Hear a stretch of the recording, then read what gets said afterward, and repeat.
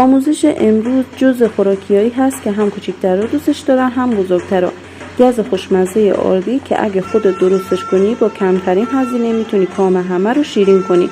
حالا شما دوست قشنگم که این ویدیو رو میبینی، اگه هنوز منو دنبال نکردی علامت زنگوله رو بزن تا از ویدیوی جدیدم مطلع بشی و همراه من باشی، چون خیلی خوشحالم میکنی. مواد لازم این گز خوشمزه: آب 1/3 پیمانه، شکر 1 پیمانه، گلوکز 1 تا 2 قاشق غذاخوری، سفیده تخم مرغ 2 عدد و گلاب 1/3 پیمانه.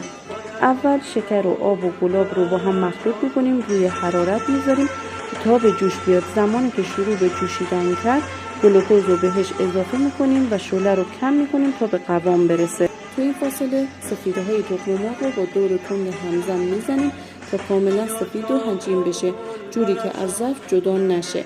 وقتی شهد ما حالت نخی پیدا کرد، این مقدار از شهدمون رو به سفیده ها اضافه میکنیم تا سفیده رقیق بشه. بعد به یک باره همه سفیده رو به شهد اضافه میکنیم و مرتب شروع به هم زدن میکنیم. به این نکته توجه کنید که هم زدن باید مداوم باشه تا مواد ما نسوزه یا ته نگیره. وقتی به این شکل رسید مغزیجات و دلخواه رو بهش اضافه میکنیم و هم میزنیم تا مخلوط بشه. شعله رو خاموش میکنیم، در ظرف مناسب اول آرد میریزیم، بعد مواد گازمون رو میریزیم و صاف میکنیم و مجدد آرد روی گاز میریزیم.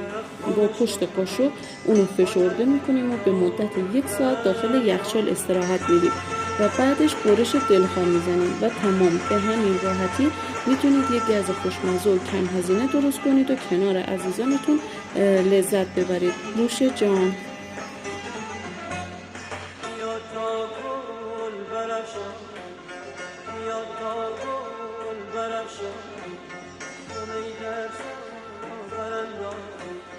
فلک